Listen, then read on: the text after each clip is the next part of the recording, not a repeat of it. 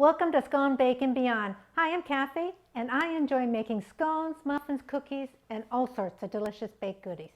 It is snowing outside right now, so I thought I'd share with you my recipe for Snowball Cookies.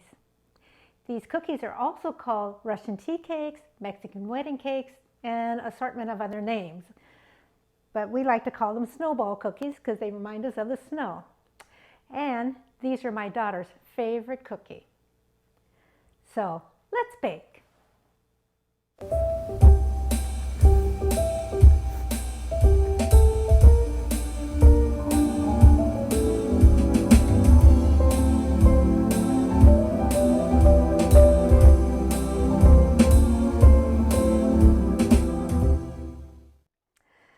Let's get started. I have here my bowl for my stand mixer here, and I'm going to put in there 1 cup of butter, and this butter is at room temperature, so it's been softened.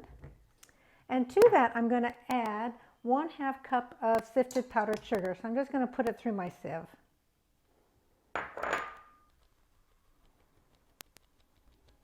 And just get all the bigger pieces through there. There we go. And to that, I'm going to add 1 teaspoon of vanilla extract. I'm going to put this on my mixer here. Put in my paddle. There we go. And we're going to cream this on medium-high speed for 1 or 2 minutes till it's really light and fluffy.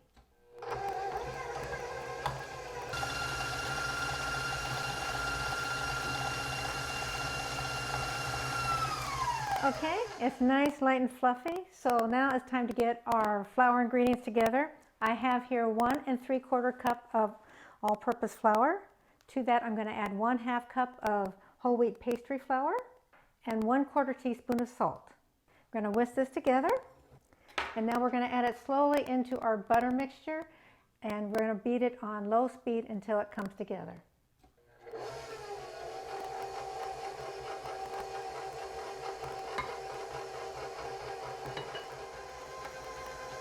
Now that the flour mixture is in there, and it's starting to come together with the butter, I'm going to just bring this up to medium speed until it's totally combined.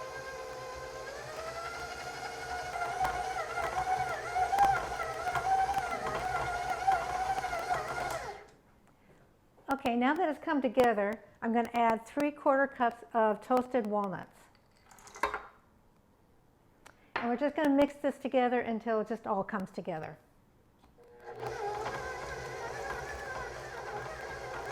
Now it takes about 10 seconds. So now we're going to clean off our beater here. There we go.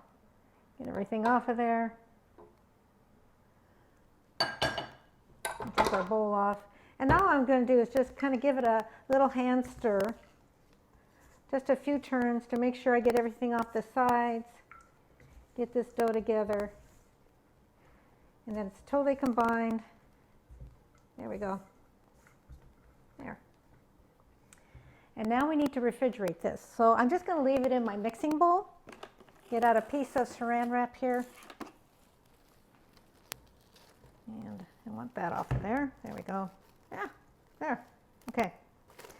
And we're going to cover the bowl with the plastic wrap here, and then we're going to put this in the refrigerator for an hour. Okay. It's been an hour and our dough is nice and chilled here. I have a number 40 scooper. It's about 1.5 tablespoons, about 1.5 inch cookie is what we're going to be making here. So what we're going to do is just scoop it up. And yes, it's going to be firm down there because it is cold, and that's okay. So I scoop it up, put my hand, and I just kind of smash it together a little bit as I make it into a ball. And we're going to put these on my baking sheet, and we're going to put about 1 inch apart because these don't spread. They're going to be this same size when they're finished baking. So I'm going to keep on doing this until I fill up my baking sheet.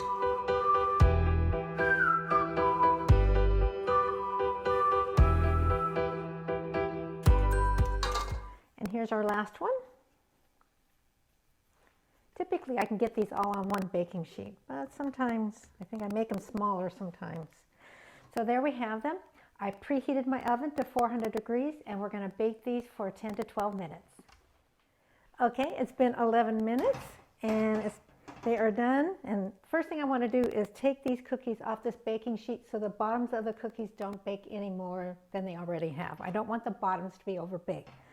I'm just going to pull this off of here. There we go. That off to the side. And for these snowball cookies, how you tell that they're done is you don't want them to turn brown, but you want them to just start turning brown, and that's when they are done. So we're going to let these rest here for about 5 minutes, and then it's time to put some powdered sugar on them. Okay, it's been 5 minutes and they're cooling down. So I have here some powdered sugar. Now it doesn't really matter how much powdered sugar because what we're going to do is we're going to coat these cookies twice with powdered sugar. So I usually put in about a cup and a half to start with. And if you need to add a little bit more, add a little bit more. But we're going to get started here.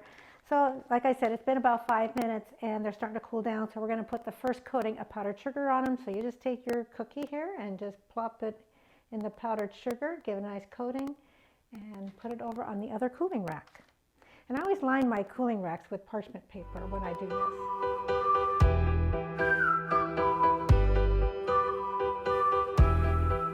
Okay, this is our last cookie. There we go. And that is their first coating of powdered sugar. We're going to let these sit here for another 10 minutes, let them cool down some more, and then we'll put on their second coating of powdered sugar.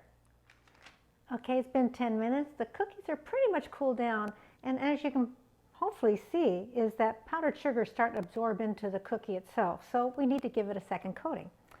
And we usually do the second coating once they're pretty much cooled down. So we're going to give them a second coating so they really look like snowballs now. So I'm going to give each one of these cookies their second coating. And if you do this while they're too warm, you might have to give it a third coating. So we try to wait until they've cooled down to give them their second coating.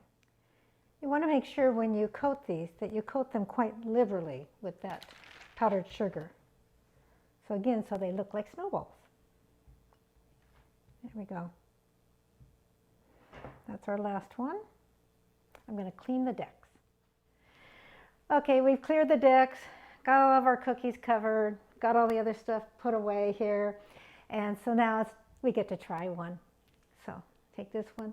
Don't they look like little snowballs? And that's why I call them that. And one little hint, when you take a bite, because of all that powdered sugar, don't breathe in at the same time you take a bite because, well, that's just not good. So we'll take a bite.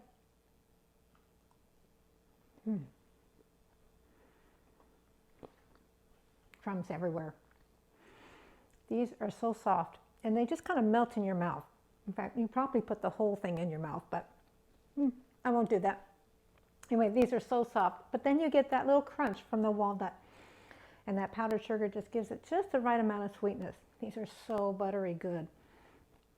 For the complete recipe, please go to my website, sconebaking.com, and there is a link below. If you like this video, please give it a thumbs up, and please subscribe for future videos. I hope this recipe inspires you to bake. Thank you for watching.